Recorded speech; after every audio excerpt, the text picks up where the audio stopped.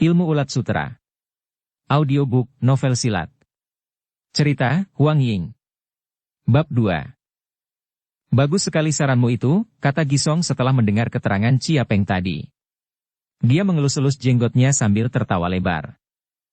Tapi dia membantah dan malah mengancam akan datang ke Cik Hoa Tong ini. Sahut Chia Peng. Senyuman di wajah Gisong sirna seketika. Dia melirik kepada Wan Fei yang tidak bersedia berlatih ilmu dengan giat. Melanggar peraturan Butong Pai yang kedua. Sahut Chang Song. Cik Hoa Tiang Lo itu menunjuk ke arah tulisan yang tertera di atas tembok. Melaporkan hal yang tidak benar. Melanggar peraturan yang keenam. Tampaknya Chang Song sudah hafal luar kepala semua peraturan tersebut. Berani menyalahkan orang yang tingkatannya lebih tinggi. Melanggar peraturan nomor 9. Sekaligus melanggar 3 macam peraturan. Sebetulnya kau harus diusir dari Butong San. Gisong merandek sejenak. Tapi kami mengingat usiamu yang masih terlalu muda sehingga belum terlalu mengerti. Sejak tadi Wan Fei yang memang sudah malas membantah. Dia hanya menarik napas panjang. Tecu sudah tahu salah. Bersedia mengurus peternakan babi, sahutnya. Mengerti akan kesalahan sendiri masih bisa diubah. Asalkan ada tekad dalam hati dan tidak boleh mendendam. Gisong mengibaskan lengan bajunya. Pergilah. Wajah Wan Fei yang kelam sekali. Dia menganggukkan kepalanya dan mengundurkan diri. Gisong menoleh kepada Chia Peng. Lain kali urusan tetek bengek begini jangan libatkan kami, katanya. Baik. Baik, sahut Chia Peng tergopoh-gopoh. Urusan kami sendiri banyak sekali. Kata Chang Song. Chia Peng menganggukkan kepalanya berkali-kali. Dalam hatinya dia tertawa senang atas kemenangannya. Kembali ke tempatmu, sekali lagi Gisong mengibaskan lengan bajunya. Bagaimana baunya kandang babi, Wan Fei yang sudah dapat membayangkan. Meskipun selama ini dia belum pernah masuk ke dalam kandang babi tapi entah sudah berapa puluh kali dia melewati tempat ini. Tampaknya bau kandang babi itu hari ini lebih busuk dari sebelumnya. Beberapa kali dia memijit hidungnya, namun akhirnya dia harus melepas tangannya juga. Biasanya hidung Wan Fei yang selalu menjadi masalah. Penciumannya kurang tajam. Tapi hari ini justru tajamnya kelewatan. Bahkan pendengarannya juga menjadi peka. Beberapa ekor babi itu seperti sengaja memberi kesulitan kepadanya. Atau memang menyambutnya dengan gembira. Wan Fei yang tidak tahu. Pokoknya babi-babi itu berteriak terus-menerus. Bau yang begitu tajam dan suara yang memekakkan telinga membuat Wan Fei yang hampir tidak dapat menahan diri. Kalau ditilik dari wajahnya, siapapun akan mengira dia akan jatuh pingsan sejenak lagi. Tapi rupanya dugaan itu tidak menjadi kenyataan. Hal ini malah membingungkan dirinya sendiri. Akhirnya dia mengambil keputusan untuk menggebah babi-babi tersebut masuk ke dalam sungai agar tubuh mereka lebih bersih. Sebetulnya air sungai itu jernih dan bening. Namun begitu babi-babi tersebut masuk ke dalam, air yang jernih tadi berubah kotor seketika. Air sungai yang mengalir membawa kesejukan dalam hati. Angin semilir membawa keharuman dedaunan yang lembab. Babi-babi itu tidak mengeluarkan suara yang memekakkan telinga lagi. Baunya juga tidak menusuk seperti sebelumnya. Semangat Wan Fei yang menjadi terbangkit. Dia menggeliatkan pinggangnya yang pegal. Dia membantu babi-babi itu membersihkan dirinya. Pada saat itulah dia melihat seseorang. Seseorang yang paling suka dilihatnya. Orang itu berada di seberang sungai di mana terdapat sebuah padang rumput yang luas. Dia mengenakan pakaian berwarna coklat muda. Sulamannya berwarna hijau muda. Paduan yang sangat serasi. Dari jauh seperti sekuntum bunga krisan kuning yang sedang mekar. Ketika tubuhnya bergerak, dia seakan berubah menjadi seekor kupu-kupu yang sedang terbang. Wan Fei yang sedang duduk di tepi sungai membantu babi-babi tersebut mandi segera bangun. Wajahnya yang kelam berubah berseri-seri. Namun sebentar kemudian dia menggaruk-garuk kepalanya kebingungan. Hus! Hayo ke sana! Hayo ke sana, dihalaunya babi-babi tersebut agar menyeberangi sungai. Dia tidak membentak-bentak bahkan suaranya terdengar lemah lembut. Seakan babi-babi itu tiba-tiba sangat menyenangkan baginya. Seandainya tidak ada babi-babi tersebut, tentu dia tidak menemukan alasan untuk menyeberangi sungai dan melihatnya dari dekat. Di bukit yang menghijau itu hanya ada Lun Wanji seorang. Dia merupakan murid perempuan satu-satunya dari Bu Tongpai. Juga merupakan kesayangan semua orang.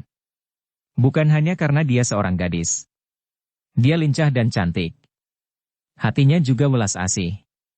Semua ini membuat dirinya disenangi setiap murid Bu Tongpai yang lain. Dalam hati Wan Fei yang sendiri, dia merupakan orang satu-satunya yang baik hati di perguruan ini. Juga hanya gadis itu yang tidak pernah menghina ataupun memberi kesulitan kepadanya. Bahkan dia sering mengulurkan tangan membantunya ataupun membelanya di hadapan saudara seperguruan yang lain. Usianya masih sangat muda. Mungkin belum mencapai 17 tahun. Tapi ilmu silatnya sudah lumayan sebagai generasi muda Bu Tongpai. Andai ia bertanding dengan Pek Chiok, Chia Peng, Cheng Fangguan, Kim Chan Peng, Yo Hong yang semuanya merupakan suhengnya, dia masih sanggup menandingi. Hal ini terjadi karena dia mempunyai guru yang pandai dan sabar. Sejak kecil dia sudah mulai belajar ilmu silat. Kemauannya pun sangat keras. Wanji selalu giat berlatih. Tanpa mempedulikan hujan maupun angin. Apabila udara sedang cerah, kebanyakan dia berlatih di luar rumah. Seperti halnya hari ini. Gerakan tubuhnya lincah. Kiam Hoat yang dimainkannya sudah cukup matang. Jurus-jurusnya mengandung keindahan. Pokoknya setiap gerakan gadis itu dapat memukau siapapun yang melihatnya. Dia tidak seperti sedang berlatih ilmu pedang, tapi terlihat seperti sedang menarikan tarian pedang. Angin bertiup lembut. Anak rambut di keningnya melambai-lambai. Lengan bajunya yang lebar berterbangan persis seperti sayap seekor kupu-kupu. Wan Fei yang memandangnya sampai termangu-mangu. Tanpa disadarinya tubuh Lun Wanji berkelebat dan hanya dalam waktu 5 detik, gadis itu sudah berada di belakangnya. Dengan bentakan lirih, pedangnya menusuk. Wan Fei yang terkejut sekali. Belum sempat dia berteriak, pedang itu berhenti tepat 3 cun di hadapannya. Serangkum hawa dingin seakan menyelinap di dalam hatinya. Tubuhnya gemetar. "Harap kasihani aku," serunya. Pedang Wanji masih menuding dada Wan Fei yang. "Mengapa kau mengendap-endap seperti pencuri? Apa yang kau lakukan?" Seperti biasa, dalam keadaan gugup Wan Fei yang selalu menggaruk-garuk kepalanya yang tidak gatal. "Aku sedang melihat kau berlatih pedang," sahutnya. Pedang di tangan Wanji digetarkan. "Tahukah kau apa hukumannya mencuri belajar ilmu orang lain?" tanyanya. "Aku tidak mencuri belajar ilmumu. Karena kau sedang memusatkan perhatian dengan serius, maka aku tidak berani mengganggu," sahut Wan Fei yang. "Masih tidak mau mengaku? Hayo ikut aku temui Ciko Atianglo, biar mereka yang menanyakan persoalan ini," kata Wanji. Wan Fei yang menjadi panik seketika. Dia menggoyang-goyangkan tangannya berulang kali. "Keadaanku sudah cukup mengenaskan, andai kata Wanji Kounio mengatakan masalah ini kepada mereka." "Bagaimana mengenaskannya keadaanmu sekarang?" tanya Wanji. Wan Fei yang tertegun. Dia sulit mengatakan masalahnya. Aku tidak apa-apa," sahutnya gugup. Mata Wanji melirik ke arah babi-babi tersebut. "Ada apa dengan babi-babi itu? Mengapa mereka kau halau ke tempat ini?" "Aku memang sengaja," sahut Wan Fei yang. "Mengapa kau yang mengurus babi-babi itu sekarang? Kemana Lopek yang menangani tugas tersebut?" "Lopek yang biasa mengurus babi-babi itu sedang ada urusan. Dia pergi ke kota beberapa hari. Dia menanyakan siapa yang bersedia menggantikannya." "Siapa lagi kalau bukan aku?" sahut Wan Fei yang. Pemuda itu tidak biasa berdusta. Hanya berbohong beberapa patah kata saja, seluruh keningnya sudah basah oleh keringat. Wanji tersenyum simpul. "Aku tidak menyangka persahabatan kalian begitu dalam," katanya. "Lumayanlah," sahut Wan Fei yang. "Tampaknya kau ini pandai juga bergaul," kata Wanji. Tanpa sadar Wan Fei yang membusungkan dadanya. "Apakah tujuanmu datang ke Ciko Atong tadi untuk merundingkan masalah ini dengan Gisong dan Changsong kedua tiang lo tersebut?" tanya Wanji menyembunyikan senyumannya. Mendengar pertanyaan itu, wajah Wan Fei yang merah padam. Seandainya ada sebuah lubang di dekat sana, ingin rasanya dia menyusupkan kepala dalam-dalam. Wanji menatapnya dengan tajam. Wajahnya serius sekali. "Mulai kapan kau belajar berbohong?" tanyanya. Wan Fei yang tertawa getir. Bola matanya mengerling gadis itu sekilas. Lebih baik aku kembali saja ke sana. Sahutnya gugup. Baru saja dia berjalan beberapa langkah, Wan Ji sudah memanggilnya kembali. Hai. Kau belum menjawab pertanyaanku. Aku. Wan Fei yang menggaruk-garuk kepalanya sekali lagi. Untuk sesaat dia tidak tahu harus mengatakan apa. Wan Fei yang menarik napas panjang. Sekarang kau mengerti, apabila dustamu ketahuan, kau bisa malu sendiri. Maka lain kali jangan berbohong lagi, katanya. Wan Fei yang terpaksa menganggukkan kepalanya. Bagaimana sikapmu selama ini? Wan Ji menggeleng-gelengkan kepalanya. Apabila kau berani sedikit, mereka tentu tidak berani menghinamu, benar tidak?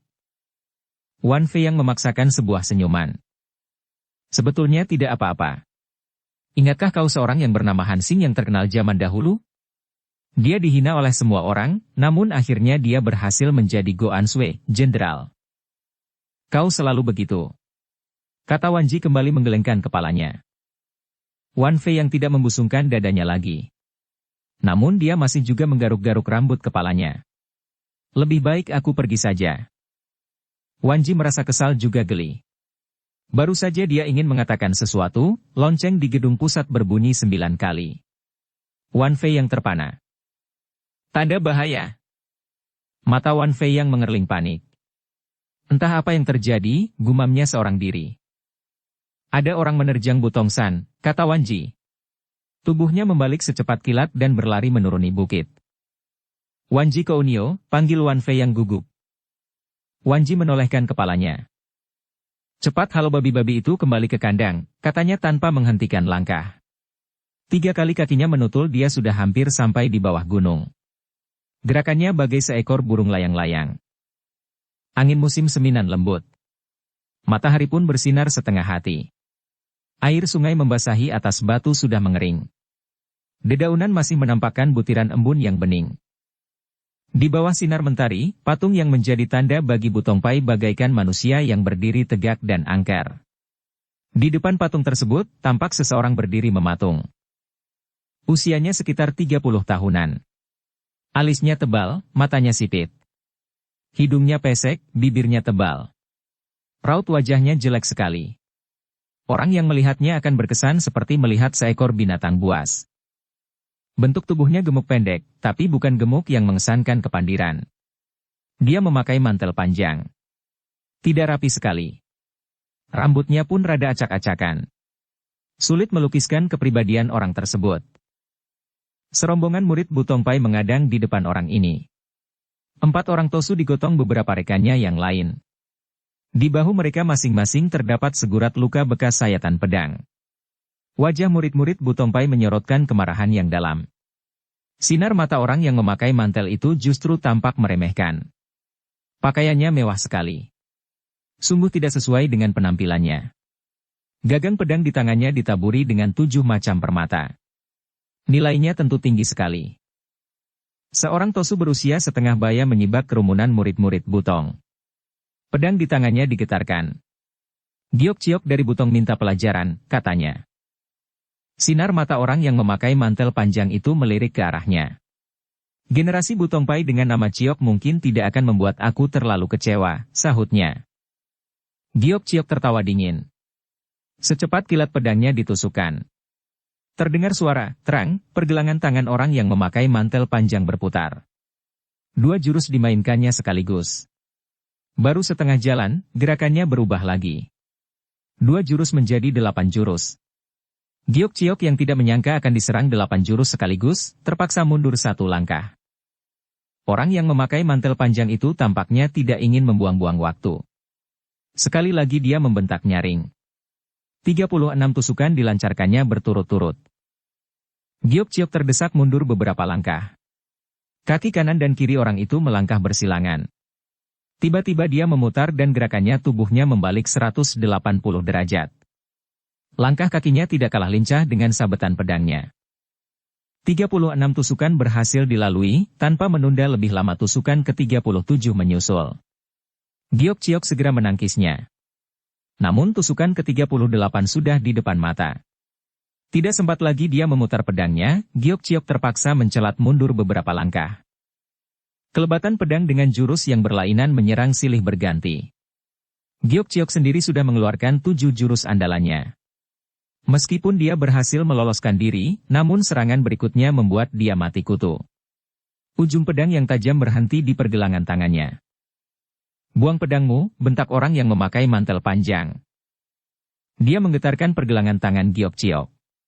Tanpa dapat mempertahankan diri lagi, Giok Chiok terpaksa melemparkan pedangnya apabila pergelangan tangannya masih ingin utuh seperti sedia kala. Terang! Orang yang memakai mantel itu tidak mendesaknya lebih lanjut. Dia menengadahkan kepalanya dan tertawa terbahak-bahak. "Rupanya hanya begitu saja," katanya angkuh. Giok Chiok marah dan malu. Para murid Butongpai yang lain sudah menghunus senjatanya masing-masing sejak tadi. Mereka tidak dapat menahan kesabaran lagi. Serentak mereka maju menghampiri orang yang memakai mantel panjang itu. "Tahan!" terdengar suara bentakan keras. 2 orang berlari secepat terbang dari atas gunung. Yang satunya adalah Chia Peng, sedangkan yang mengiringinya adalah seorang Tosu berusia setengah baya. Wajahnya berbentuk persegi, penampilannya berwibawa. Dia adalah murid pertama Chiang Bunjin Butongpai yang sekarang yaitu Chi Siong Tojin. Tosu itu sendiri bernama Pek Chiok. Mata orang yang memakai mantel itu menatapnya tajam. "Kau adalah Butong Pek Chiok?" "Murid pertama dari Chi Siong," tanya orang itu. "Si Chu, saudara." "Kong Sun Hong," sahut orang yang memakai mantel. Tampaknya Pek Chiok merasa di luar dugaan. Wajahnya rada berubah mendengar keterangan orang itu. "Pek Ho Tong Tong Chu dari Butibun?" tanya Pek Chiok. "Betul." Kong Sun Hong tersenyum simpul. Sikapnya seakan bangga sekali. Butibun menggetarkan dunia Kangou. Ketenarannya hampir menyamai 9 partai besar. Sedangkan Kong Sun Hong adalah murid tertua dari Buncu, ketua dari Butibun yang mempunyai gelar Toku Buti, sendiri tanpa lawan. Tentu saja dia patut menyombongkan dirinya. "Kedatangan si Chu sejauh berapa ribu li ini?" tanya Pek Chiok selanjutnya. "Mendapat perintah dari suhu. Aku harus menyerahkan 2 macam hadiah kepada Chi Siong dari Butongpai," kata Kong Sun Hong. Dia mengeluarkan sebuah kotak dari balik pakaiannya. Di atasnya terdapat sehelai amplop merah yang besar. Dia menyebut Chiang Bunjin Butongpai dengan namanya langsung. Hal ini membuat para murid Butongpai menjadi marah. "Kurang ajar," teriak Chia Peng tidak dapat menahan emosinya. Pek Chiok membalikkan tubuhnya ke arah para murid Butongpai yang lain. "Tamu datang untuk mengantarkan hadiah bagi Chiang Bunjin. Mengapa kalian begitu tidak tahu sopan santun?" Apa maksud perkataannya itu, tidak ada orang yang tahu. Mungkin dia menyindir Kong Sun Hong. Giok Chiok yang masih mendongkol cepat-cepat maju ke depan. Su Heng tidak mengerti. Si Chu ini berkeras membawa pedang ke atas gunung. "Bagaimana mungkin kami tidak menghalanginya?" katanya menjelaskan. "Oh." Pek Chiok rada terpana mendengar keterangan tersebut. Dia menoleh kembali kepada Kong Sun Hong. Kalau memang benar, si Chu yang bersalah dalam hal ini. Kong Sun Hong melirik ke arah patung yang berdiri tegak. Di sana memang terdapat tulisan yang mengatakan bahwa siapapun yang bermaksud mengunjungi Butongpai harus meninggalkan pedangnya di sana. "Tidak boleh membawa pedang ke atas gunung adalah peraturan Butongpai bukan?" kata Kong Sun Hong. "Sejak Chow Su mendirikan Butongpai, peraturan itu memang sudah ada," sahut Pek Chiok tegas. Kong Sun Hong menganggukkan kepalanya. Tiba-tiba dia tersenyum. Sayangnya peraturan itu ditentukan oleh Butongpai sendiri. Apabila kita masuk ke daerah orang lain, kita harus mengikuti peraturannya, kata Pek Chiok kembali. "Sejak usia 7 tahun aku sudah belajar ilmu pedang. Pada waktu usia 12 tahun aku sudah bisa membunuh orang dengan ilmu tersebut. Selama 17 tahun malang melintang, aku selalu menggunakan pedang ini," kata Kong Sun Hong sambil mendekapkan pedangnya di dada. Pinto juga dapat merasakan bahwa pedang yang digunakan si Chu adalah pedang yang sangat bagus, sahut Pek Chiok. Kong Sun Hong tertawa dingin. "Selama berpuluh tahun ini, kecuali suhu, siapapun tidak bisa menyuruh aku melepaskan pedang ini. Kedatanganku kali ini ke Butong adalah sebagai utusan Butibun yang tiada tandingannya di dunia ini. Oleh karena itu, benda apapun yang kubawa juga merupakan wakil dari Butibun dan tidak boleh dilanggar. Butongpai juga mempunyai peraturan yang tidak boleh dilanggar, kata Pek Ciok tak mau kalah. Bagaimana kalau aku tetap hendak membawa pedang ini naik ke atas, tantang Kong Sun Hong. Berarti kau sengaja mencari masalah dengan seluruh murid Butongpai, sahut Pek Ciok. Selama 300 tahun terakhir, Butongpai dan Butibun memang tidak pernah akur. Kong Sun Hong tertawa lebar. Perintah suhu setinggi langit. Hadiah tetap hadiah diantarkan sedangkan pedang tetap tidak boleh ditinggal, katanya. Kalau si Chu tetap bersikeras, Tinto tidak dapat mengatakan apa-apa lagi. Pek Ciok menepuk tangannya 2 kali. Siapkan barisan. 7 orang Tosu keluar dari kerumunan tersebut. Gerakan tubuh mereka berubah-ubah. Mereka mengelilingi Kong Sun Hong. Mata laki-laki itu bersinar tajam. Apakah ini yang disebut Butong Patou Jitsing, 7 bintang bertaburan di 8 penjuru? Betul, sahut Pek Ciok sambil mundur beberapa langkah. Kong Sun Hong tertawa terbahak-bahak. Dia mengangkat pedangnya tinggi-tinggi. Maaf. Pokiam, pedang pusaka, tidak bermata, katanya. Si Chu harap berhati-hati, kata Pek Ciok. Wajahnya berubah sedingin es. Selesai berkata, dia berteriak nyaring. Pedang ke-7 Tosu tadi terhunus seketika. Barisan mereka sangat teratur. Dengan melihat cara mereka menggerakkan pedangnya saja, kita segera tahu bahwa mereka telah berlatih dalam waktu yang cukup lama dan sudah matang permainannya. Kong Sun Hong menatap seksama dengan pandangannya yang dingin. Tubuhnya menyatu dengan pedang. Tangan kanan ke-7 Tosu tadi menggenggam pedang, sedang tangan kiri mereka menjalankan jurus-jurus ampuh. Mata mereka semua tertuju pada wajah Kong Sun Hong. Sinar mata mereka tajam sekali. Hal ini membuktikan bahwa tai yang kiat mereka telah dilatih sampai dalam. Luekang mereka juga tinggi sekali. Hal ini sudah dapat dipastikan. Kong Sun Hong mengedarkan pandangannya. Dia mendengus dingin. Pedangnya digetarkan. Sret, suaranya mendengung-dengung. Tubuh ke-7 Tosu tadi bergerak serentak. Pedang juga diulurkan dalam waktu yang bersamaan. Bahu-membahu menghadap ke kanan. Tosu yang berada di tengah berteriak. Boliang Souhut, kasih Buddha tiada batas. Jitsing Kiam, pedang 7 bintang, selalu digerakkan oleh 7 orang. Jangan dikira kami mencari keuntungan. Melawan musuh yang banyak pun kami selalu bertujuh, sahut Tosu yang lainnya. Nama Jitsing Kiam telah menggetarkan dunia Kangou. Aku Kong Sun Hong sudah lama ingin berkenalan. Tidak usah ragu-ragu, kata Kong Sun Hong langsung menggerakkan tubuhnya dan menyerang. Ke-7 Tosu tadi segera bersiap siaga. Butibun juga merupakan partai yang mempunyai nama besar. Sebagai murid tertua dari buncu partai tersebut, Kong Sun Hong tentu dapat diandalkan. Dan dia pula yang dipilih oleh suhunya sebagai utusan ke Butong San.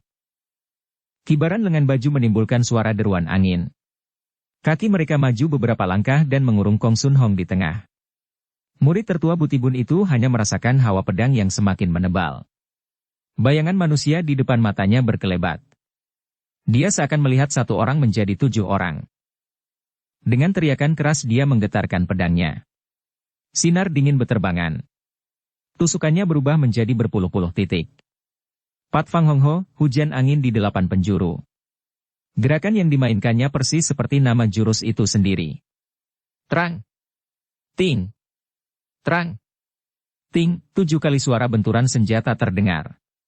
7 orang Tosu itu masing-masing telah menerima 1 kali serangan Kong Sun Hong. Serangan pedang laki-laki itu sendiri yang tertuju ke arah tenggara luput mengenai sasarannya. Tubuhnya tegak kembali. Baru saja dia memutar ke arah selatan, 2 orang Tosu sudah mengadang dari kiri dan kanan.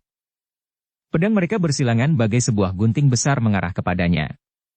Kong Sun Hong mengibaskan pedangnya membentuk lingkaran. Dia menyambut serangan pedang lawan. Tubuh mereka sama tergetar. Baru saja kaki Kong Sun Hong mundur beberapa langkah, serangan Tosu yang lain sudah tiba. Terpaksa dia mengangkat pedangnya menangkis. Kakinya kembali surut beberapa langkah. Dia sudah berada di tempatnya semula. Kedua Tosu yang tadi menyerangnya tidak mengejar. Mereka memperbaiki posisi dan bergabung dengan 5 rekannya yang lain. Kong Sun Hong masih memandangi mereka dengan sinar matanya yang dingin. Jit Singkiam ternyata bukan nama kosong, katanya tenang. Ketujuh orang Tosu tadi masih mengambil sikap menunggu. Sedangkan Kong Sun Hong juga menyilangkan tangannya di dada dan bersiap-siap membuka serangan. Tiba-tiba berkumandang sebuah suara yang lantang. Chiang Bunjin menurunkan perintah. Tamu harap diantar ke atas gunung. Tidak boleh dihalangi. Suara pertama berkumandang dari jauh. Suara kedua menyusul, dan suara ketiga terdengar jaraknya sudah dekat sekali. Berhenti, teriak Pek Chiok kepada ketujuh Tosu tadi. Tubuh mereka berkelebat. Pedang masing-masing telah dimasukkan kembali ke sarungnya. Pek Chiok menganggukkan kepala kepada Kong Sun Hong. "Sicu, silakan." Tidak diteruskan, tanya Kong Sun Hong dengan tertawa dingin. Pedangnya sendiri diturunkan kembali. Chiang Bunjin telah menurunkan amanat. Kami tidak berani membantah, sahut Pek Chiok menahan kejengkelan hatinya. Kong Sun Hong memasukkan kembali pedangnya ke dalam sarung. Bila ada kesempatan, aku masih ingin berkenalan lebih lanjut dengan Jit Singkiam kalian, katanya. Tujuh Tosu tadi tidak mengatakan apa-apa. Pek Chiok juga berdiam diri. Dia hanya melangkah ke depan sebagai penunjuk jalan. Kong Sun Hong juga tidak menyindir lebih lanjut. Dia mengikuti di belakang Pek Chiok. Para murid Butong yang lain juga mengikuti tindakan mereka. Sekali lagi terdengar suara lonceng berbunyi. Kumandangnya sayup-sayup mengalun ke bawah gunung. Senja hari. Lentera-lentera telah dinyalakan. Asap hiu wangi bergumpal-gumpal membuat suasana yang memang sudah mencekam menjadi lebih angker. Di tengah ruangan yang menghadap pintu keluar, terdapat sebuah meja pemujaan. Di bagian kiri kanannya, masing-masing berdiri dua orang Tosu. Usianya pasti sudah memasuki kepala 7. Rambut dan jenggotnya sudah memutih. Mereka adalah keempat Huhoat Tianglo, semacam penasihat hukum. Di sudut ruangan berdiri Gisong dan Changsong. 6 orang itu tidak ada satupun yang bersuara. Apabila Gisong tidak mengucapkan apa-apa, Changsong pun seperti tiba-tiba menjadi bisu.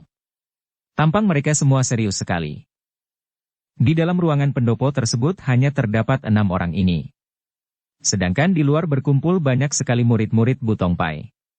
Mereka berpencar menjadi 2 bagian. Ada yang berbaris di sebelah kiri. Dan ada pula yang menjaga di sebelah kanan. Meskipun begitu banyak orang yang berkumpul, tapi tidak terdengar sedikit suara pun. Hal ini membuktikan betapa gentingnya suasana. Mulut mereka tertutup rapat-rapat. Kong Sun Hong berjalan melewati barisan orang-orang ramai. Mata setiap orang terpusat kepadanya. Melihat keadaan itu, tampaknya apabila ada perintah ketua, maka Kong Sun Hong akan dikeroyok secara ramai-ramai. Namun laki-laki itu sama sekali tidak menunjukkan kegentaran sedikit pun. Wajahnya tidak berubah. Dengan tenang dia melangkah, dadanya membusung, seakan berada di kandang sendiri. Pek Chiok masih berjalan di muka. Penampilannya tidak berbeda dengan Tosu lainnya. Wajahnya berbentuk persegi. Dahinya tinggi dan bercahaya. Seperti sebuah batu yang digosok sampai licin. Dia mengantar Kong Sun Hong sampai di depan pintu pendopo. Tangannya dikembangkan. "Silakan," katanya. "Apakah Chi Siong menunggu aku di dalam ruangan ini?" tanya Kong Sun Hong dengan keangkuhan yang tidak berubah. Wajah Pek Chiok rada berubah mendengar kata-katanya.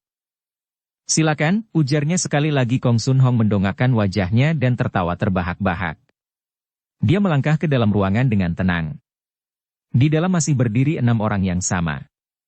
Kursi kebesaran yang berada di depan meja pemujaan masih kosong. Begitu melihat kehadiran Kong Sun Hong, 12 mata dari 6 orang itu menyorot tajam. Kong Sun Hong seperti tidak merasakan apa-apa. Matanya menatap ke arah kursi tinggi yang masih kosong itu. "Di mana Chi Siong?" tanyanya sinis. "Boliang Su Hek Yudi, kasih Buddha tiada batasnya," ujar keempat Huhoat Tianglo. Gisong mendelik matanya lebar-lebar. "Kurang ajar," bentaknya dengan suara berat. Kong Sun Hong tertawa terbahak-bahak sekali lagi. Tamu sudah masuk ke dalam ruangan. Tuan rumah masih belum keluar menyambut. "Siapa yang lebih kurang ajar dan tidak tahu sopan santun?" katanya tenang. Changsong mengernyitkan keningnya, matanya juga mendelik. "Kau anggap apa Chiang Bunjin kami? Beliau bersedia menerimamu, sudah boleh dikatakan bahwa rezekimu sedang terang," sindirnya tajam. Kembali Kong Sun Hong tertawa tergelak-gelak. Suaranya bergema di seluruh ruangan. Getarannya membuat abu dari hio yang sedang dinyalakan berhamburan kemana-mana. Wajah Cisong menampilkan kemurkaan. Begitu pula Chang Song. Sedangkan keempat Huhoa Tianglo sekali lagi menyebut. Boliang Souhut? Suara tawa yang bergema tadi ternyata surut dan tertekan oleh sebutan Boliang Souhut itu. Kong Sun Hong rada terkejut mengetahui dalamnya luekang keempat Huhoa Tianglo tersebut. Tepat pada saat itu, dari luar pendopo terdengar kumandang suara yang lain. Chiang Bunjin tiba. Dua orang tosu cilik yang berteriak segera muncul dan berpencar di kiri dan kanan. Kemudian terdengar suara langkah kaki. Yang terdengar adalah suara langkah kaki dua orang, tapi ternyata yang muncul berjumlah 3. Yang berjalan di muka adalah seorang laki-laki yang gagah. Dia memakai pakaian tosu berwarna kuning gading. Langkah kakinya demikian ringan menampilkan kesan seakan tidak menginjak tanah. Alisnya lebih panjang dari matanya sendiri. Bahkan rada menjuntai ke bawah. Hidungnya tegak. Wajahnya yang dihiasi dengan jenggot tebal sangat sesuai dan enak dipandang. Rambut dan jenggotnya sudah berwarna abu-abu keputihan. Ada sedikit keriput di sekitar matanya. Usianya paling tidak di atas 55 tahun, atau mungkin hampir 60, namun sedikit pun tidak mengesankan ketuaan. Di belakangnya mengiringi dua orang tosu cilik. Yang sebelah kiri memegang tasbih, sedangkan yang sebelah kanan memegang sebatang pedang panjang. Pedang tersebut bagus sekali. Dapat dipastikan bahwa bukan sembarang pedang, melainkan pedang pusaka. Keempat orang Huhoa Tianglo, Gisong dan Chang Song segera merangkapkan sepasang tangan mereka dan menjura dengan hormat. Meskipun baru kali ini bertemu, tapi dengan melihat keadaan yang berlangsung. Kong Sun Hong segera dapat menduga bahwa yang datang adalah Chiang Bunjin Butongpai generasi sekarang, Chi Siong Tojin. Chi Siong Tojin langsung duduk di kursi kebesarannya. Sedangkan kedua orang tosu cilik yang mengiringi di belakang memencarkan diri dan berdiri di kedua sisi.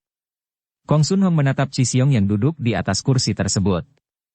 Bibirnya mengembangkan sekulum senyum dingin. Kau yang bernama Chi Siong, tanyanya.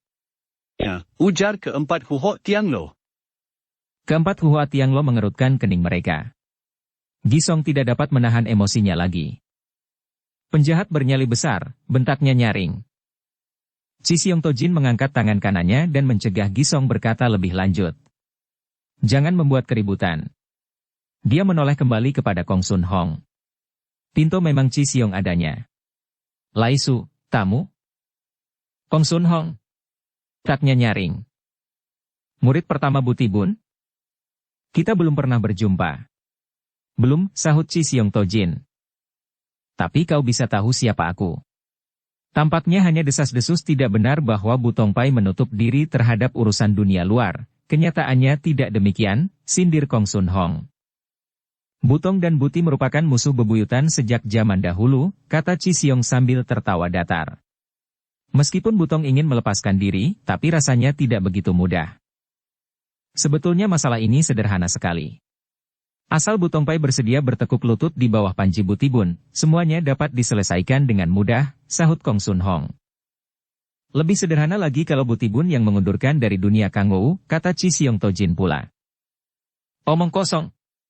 Kong Sun Hong mengibaskan tangan kanannya. Kedudukan Butibun di dunia Kangou sekarang ibarat matahari yang bersinar terik. Bagaimana bisa dibandingkan dengan Butongpai yang selalu bersembunyi di liang kura-kura? Wajah Chi Siong Tojin tidak berubah sama sekali. Apakah Toku Buti menyuruh kau kemari untuk mengatakan semua ini? Tanyanya tenang. Kong Sun Hong menggelengkan kepalanya. Dia menyodorkan kotak kain ke hadapan Chi Siong Tojin. Pertarungan yang tidak berkesudahan kembali mencapai 10 tahun. Mata Chi Siong Tojin setengah terpejam.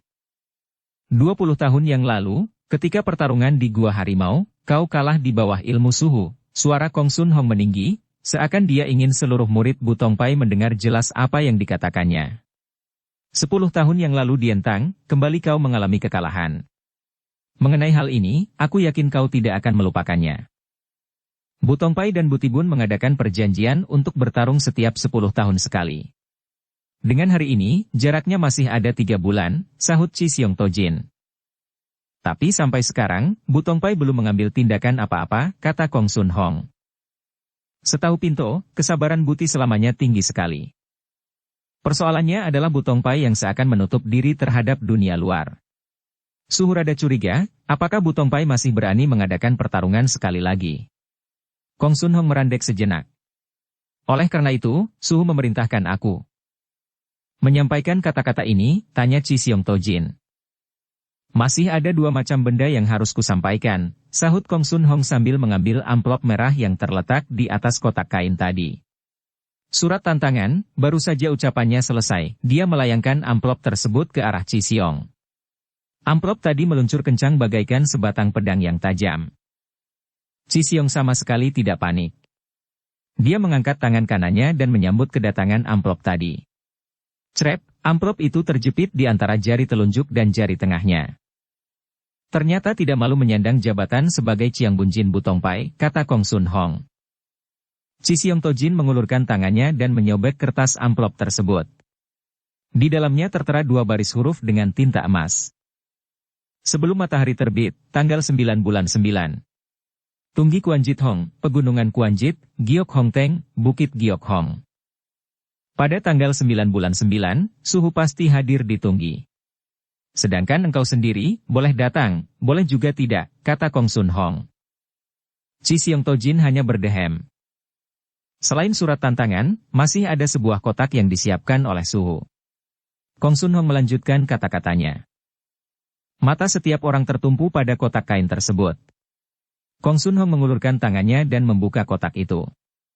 Isinya ternyata sehelai pakaian dalam seperti penutup dada, oto, yang biasa dipakai perempuan-perempuan zaman itu.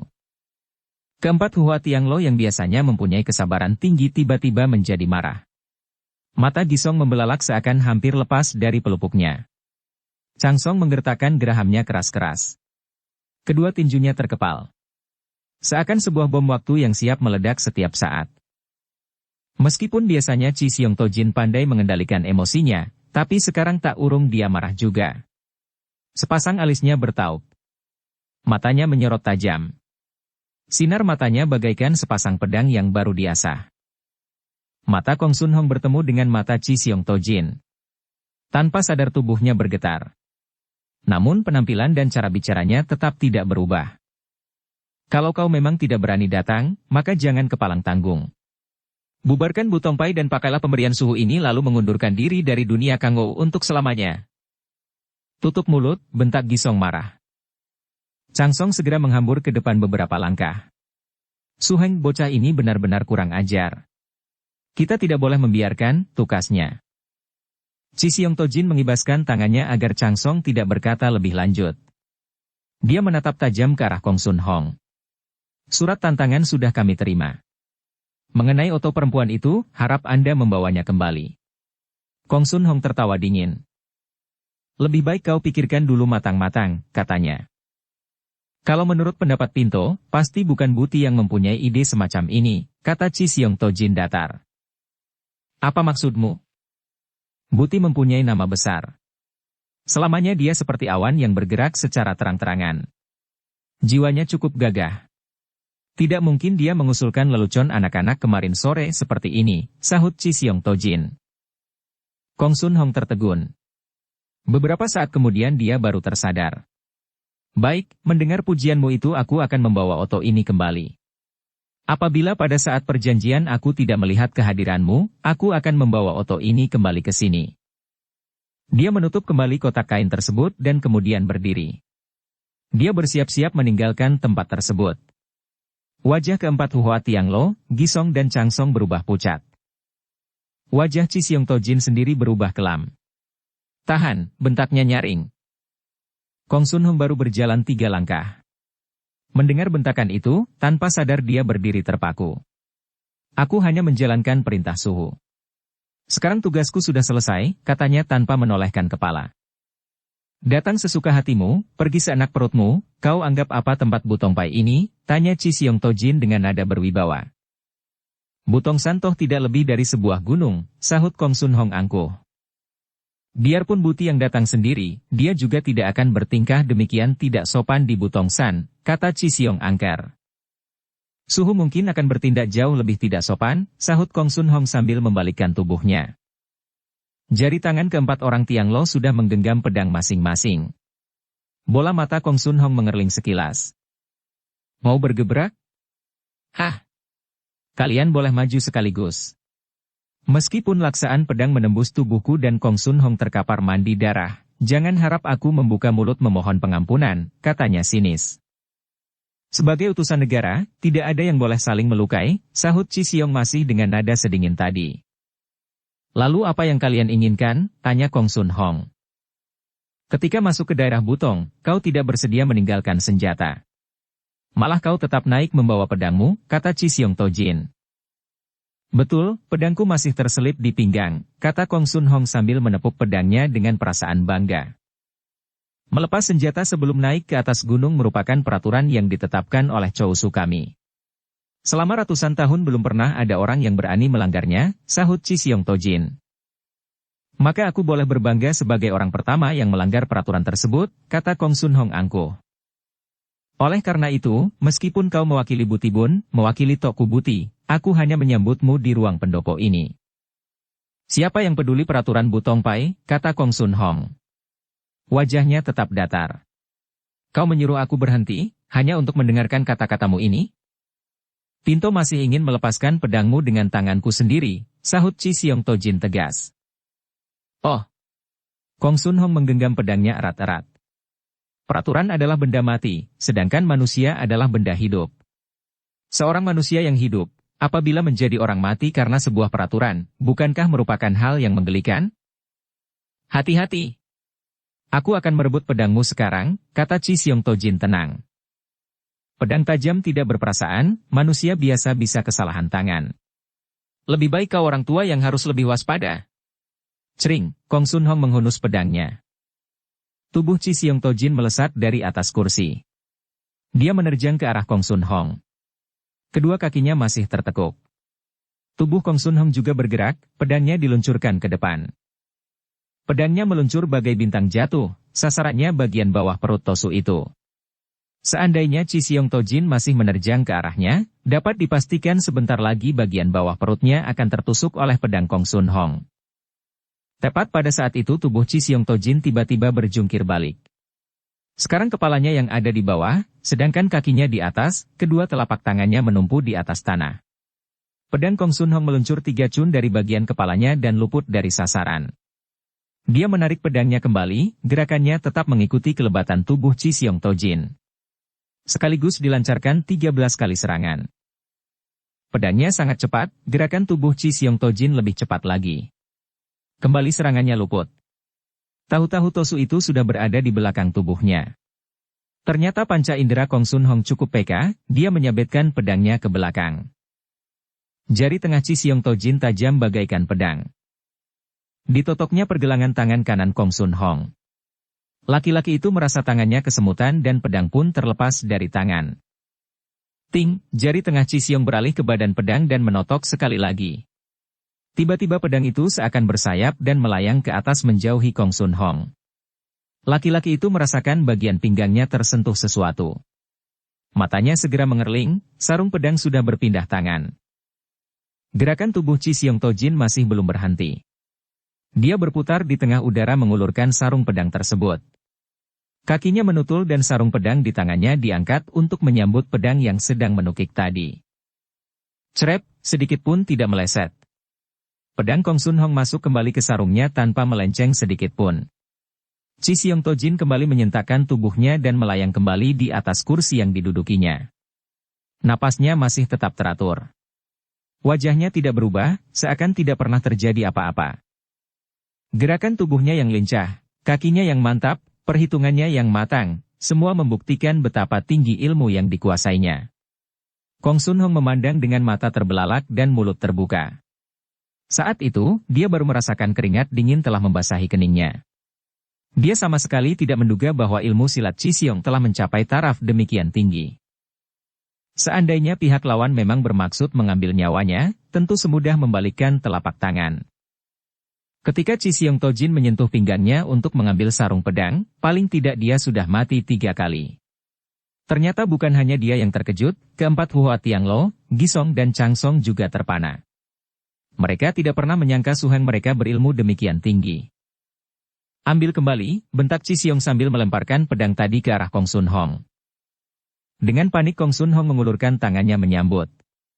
Tenaga yang dipantulkan oleh pedang itu membuat kakinya mundur beberapa langkah. Wajahnya bukan saja pucat pasi tapi berubah kehijauan. Dia mendelik kepada Chi Xiong Tojin. Bagus. Paling tidak Kong Sun Hong sudah merasakan kelihayan ilmu Chiang Bun Jin dari Bu Tongpai. Chi Xiong Tojin mengibaskan tangannya. Kau boleh pergi sekarang, katanya. Kong Sun Hong baru menyadari kesalahannya. Justru karena dia terlalu memandang remeh pihak lawan sehingga dia menerima akibat yang demikian mengenaskan. Namun, mau tak mau dia terpaksa harus mengakui bahwa ilmu silat Chi Xiong Tojin memang jauh di atasnya. Mata Kong Sun Hong masih mendelik ke arah Chi Xiong Tojin. Bersambung ke bab 3. Dukung kami dengan subscribe, follow, like, komen dan share. Terima kasih.